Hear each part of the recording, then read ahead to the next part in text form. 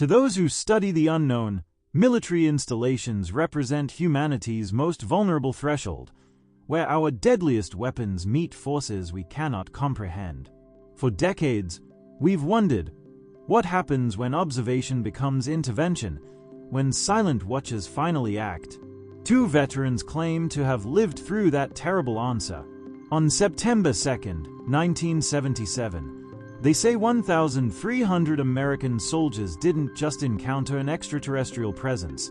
They fought one, were taken, and had their memories systematically erased to protect a secret too catastrophic to acknowledge. The pattern has always been there. Unidentified craft hovering near nuclear silos, military pilots chasing objects that defy physics, entire radar installations going dark during unexplained aerial events. These encounters remained observational, disturbing but distant. The Fort Benning incident shattered that comfortable distance. What began as a routine evening parade for the 1st Battalion, 15th Infantry Regiment, became what witnesses describe as humanity's first violent engagement with an otherworldly force. Over 1,300 soldiers stood at attention when a column of light descended from the Georgia sky. What followed, according to those who've clawed their memories back from government-imposed amnesia, wasn't peaceful contact. It was abduction, experimentation, and a firefight so devastating that the U.S. military has spent nearly 5 decades burying every trace of the night their soldiers went to war with the stars. Love having you here. Do me a quick favor. Tap subscribe and join the journey. Let's keep this momentum going. John Vasquez stood in the 3rd rank of the 1st Battalion, 15th Infantry Regiment, his dress uniform crisp in the fading Georgia heat. 19 years old, 3 months into his service at Fort Benning, he'd already learned that evening parade was less about ceremony and more about standing perfectly still while pretending his feet didn't hurt.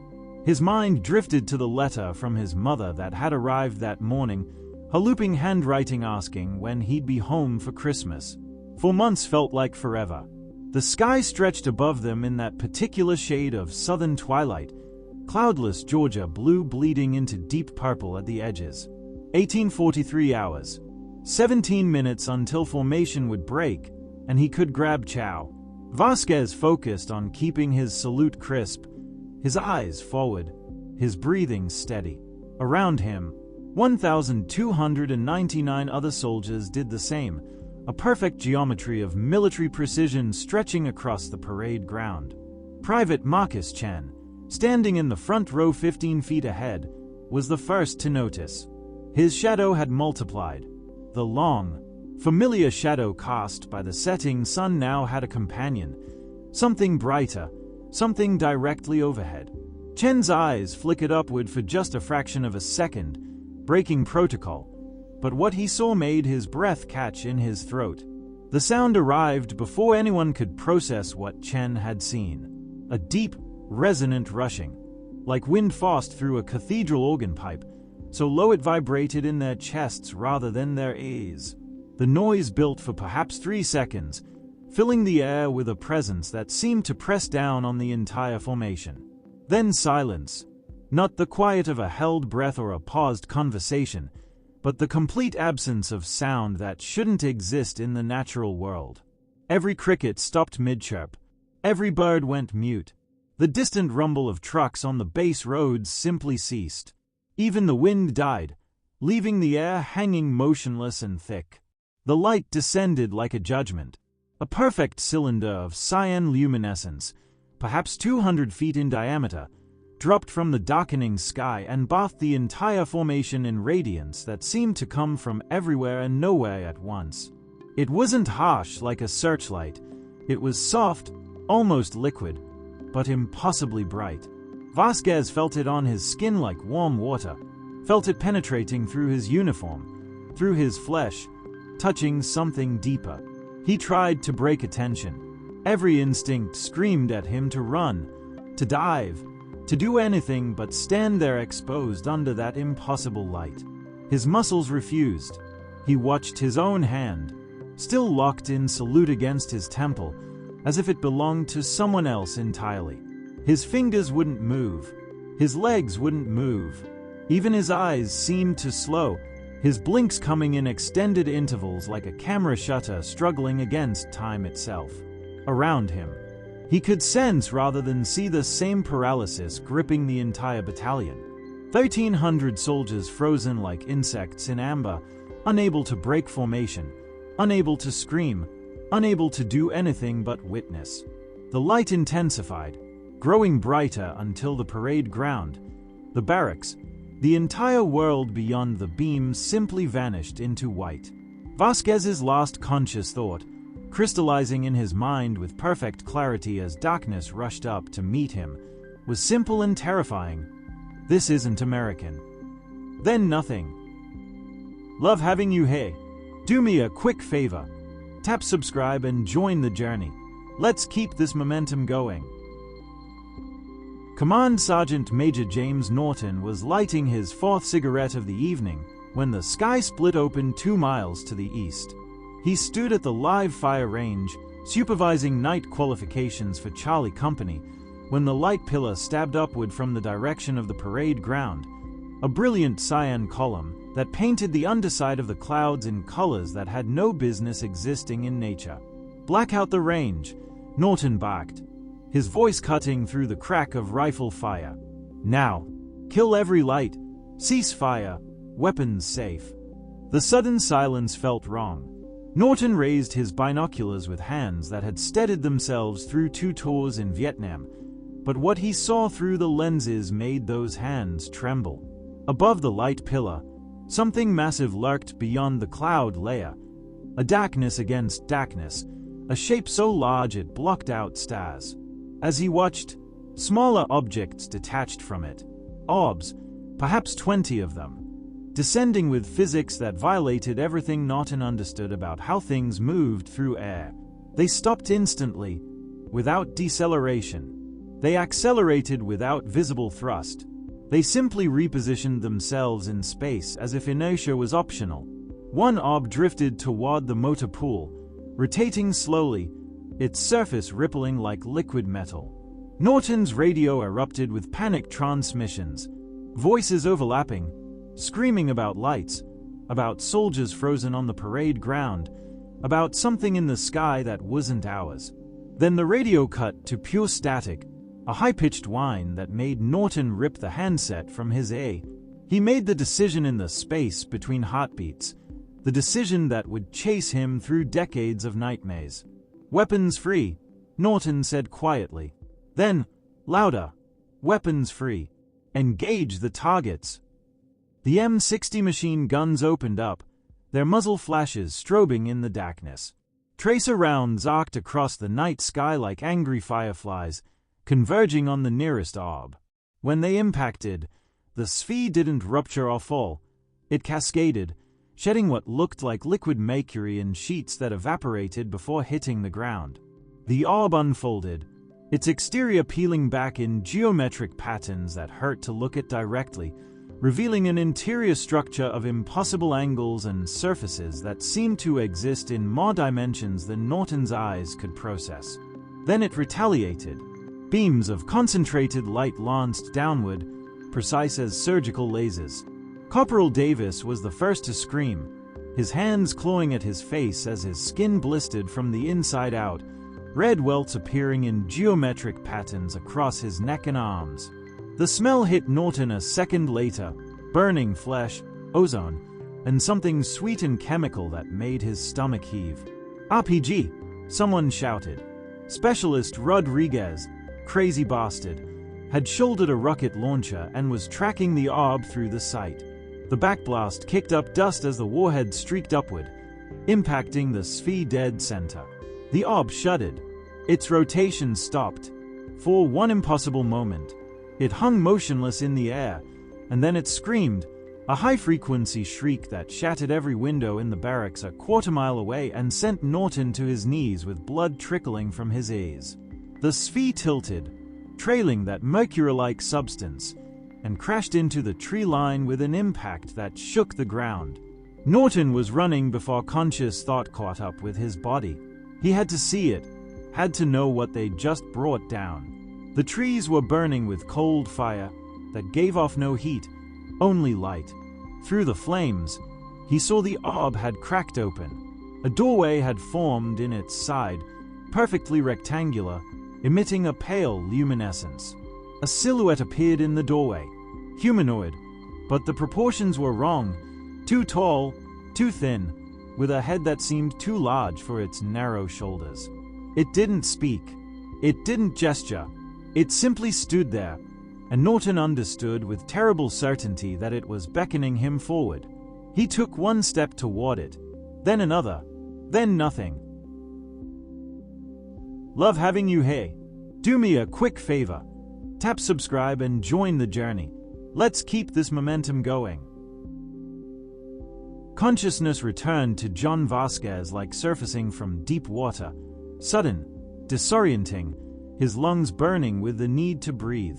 He was standing in formation, arms still raised in salute, dress uniform crisp against his skin. For a moment, he thought he'd simply blanked out, lost in thought about his mother's letter or the monotony of parade drill. Then he looked at his watch. 1846 hours. 3 minutes had passed since the light descended, but the sky above him was fully dark now. Stars scattered across the blackness like shattered glass. The sunset that had been painting the horizon purple was gone, replaced by the deep velvet of full night. 3 minutes couldn't have stolen 2 hours of daylight.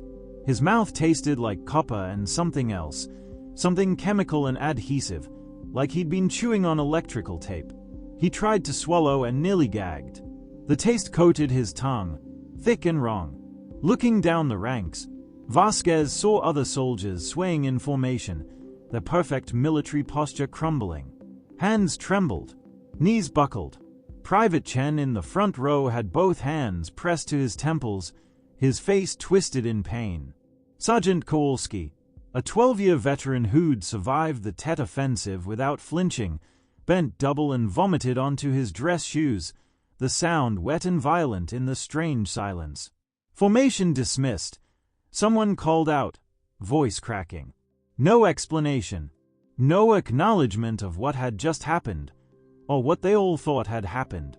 The neat rows dissolved into chaos as soldiers stumbled toward the barracks, some supporting battle buddies who could barely walk.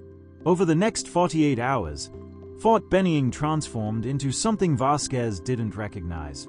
Medical officers arrived from Fort Detrick, their credentials marked with classifications Vasquez had never seen. Quarantine tents bloomed across the parade ground like malignant flowers, white canvas stamped with biohazard warnings. Armed MPs established perimeters around the barracks, preventing anyone from leaving, preventing anyone from asking questions. The official story emerged in fragments, whispered from medic to officer to confused soldier. Measles outbreak. The battalion had been exposed to infected recruits transferred from Fort Dix. Immediate quarantine protocols. Full medical evaluation of all personnel. Standard procedure. Vasquez knew he was current on all his vaccinations. He'd received his measles booster at basic training 6 months earlier. He still had the card. When he mentioned this to a medical officer, a captain he'd never seen before with cold eyes and a Philadelphia accent, the man made a note on his clipboard and Vasquez was immediately moved to an isolation tent. The symptoms started that night. Nosebleeds that came without warning, soaking his pillow in crimson. Night terrors so vivid he woke screaming about needles and gray rooms and faces that weren't faces. A rash bloomed across his chest in geometric patterns, precise hexagons and triangles that didn't match any disease he'd ever seen illustrated in training materials. The patterns itched, but wouldn't respond to any medication the doctors provided. Worse than the physical symptoms was what happened to his memory. September began to dissolve like photographs left in water. Whole days simply vanished, leaving gaps he couldn't fill. He remembered standing in formation on the 2nd. He remembered being in the isolation tent on the 5th. Everything between existed as fragments, flashes of bright lights, the smell of ozone, a sensation of floating, and voices that spoke without words. For weeks later, Vasquez was released. His medical file, when he requested a copy for his personal records, came back stamped in red block letters, classified BY Order of Depth of Defense. His service record showed something even stranger. He'd requested a copy to send to his mother, proof of his posting. The personnel office couldn't find him. According to the U.S. Army's official records, no John Vasquez had served at Fort Benning, Georgia, in September 1977. He'd been erased, as thoroughly as if he'd never existed at all. Love having you. Hey, do me a quick favor. Tap subscribe and join the journey. Let's keep this momentum going. 18 years had passed since Fort Benning, and John Vasquez had built what most people would call a normal life. He was a construction foreman in Tucson, managed a crew of 15, owned a modest house in the foothills. But the dreams never stopped. They came 3, sometimes 4 times a week, vivid, specific, too detailed to be mere imagination. Gray rooms, needles that weren't needles, faces that made his stomach turn. His third wife, Maria, left on a Tuesday morning in March 1995. She'd packed her bags the night before, while he was still at the job site, and left a note on the kitchen table. "I can't live with your episodes anymore," she'd written in her careful script. "You wake up screaming about things that never happened.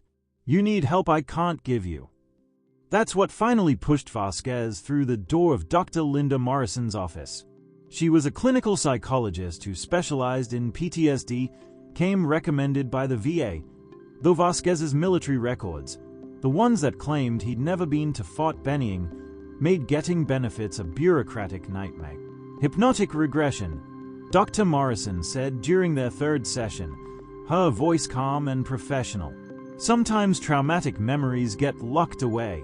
We can try to access them, but I need you to understand this might be difficult." Difficult didn't begin to describe what happened when Vasquez went under. The memory returned with the clarity of a high-definition photograph, every detail sharp enough to cut. He was aboard something, lying on a surface that shifted beneath him. Solid one moment, liquid the next, conforming to his body like living gel. He couldn't move. Not his arms, not his legs, not even his fingers. Only his eyes responded to his frantic mental commands, and what they showed him carved itself into his brain with surgical precision. To his left and right, soldiers from his battalion lay in perfect rows, like biological specimens in a laboratory. He recognized faces: Chen, Kowalski, Rodriguez, dozens of others, all frozen, all conscious, all aware. Their eyes moved, tracking the shadow figures that glided between the rows. The figures were humanoid, but wrong in ways that violated something primal in Vasquez's hindbrain.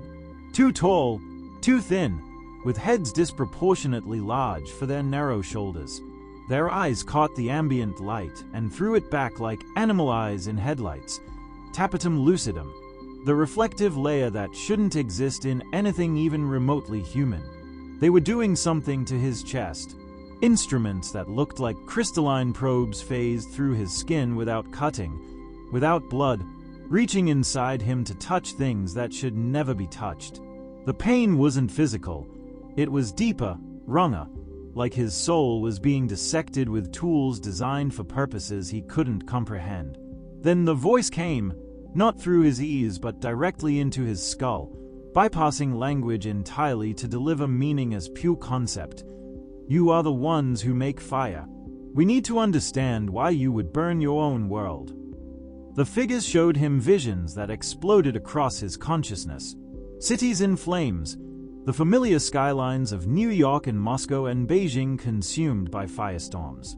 Mushroom clouds blooming across continents like malignant flowers. Earth from orbit, half its surface darkened by ash and nuclear winter. The blue marble transformed into something gray and dying. He understood with terrible clarity that this was both warning and question. They were asking why. Why would a species possess the capacity to annihilate itself and still build the weapons to do it?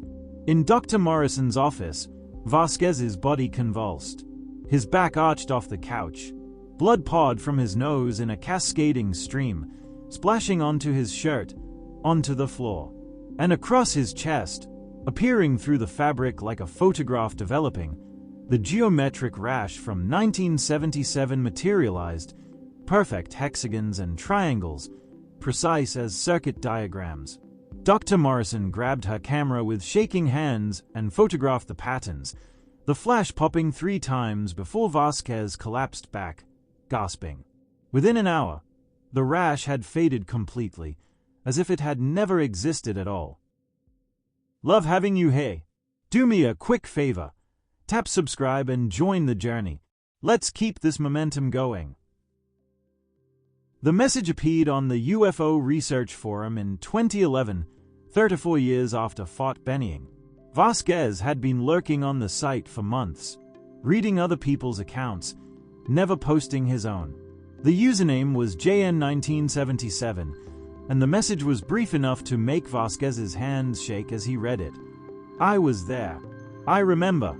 We need to talk.